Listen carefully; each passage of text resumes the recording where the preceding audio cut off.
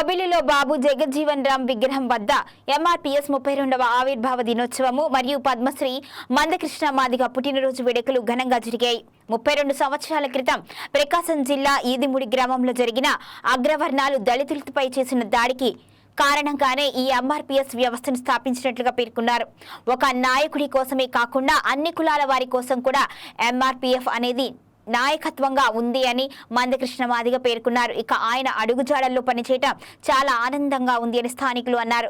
ఈ సమాజంలో భారత రాజ్యాంగం ప్రతి మనిషికి స్వేచ్ఛని అందించింది అని, అది నిరంతరం అందరికీ అందేలా ప్రజల కోసం పోరాడిన ఉద్యమమే ఎంఆర్పీఎస్ అని తెలిపారు మందకృష్ణ మాదిగ. అంతేకాకుండా దీనికి సంబంధించి సునీల్ కూడా మాట్లాడారు.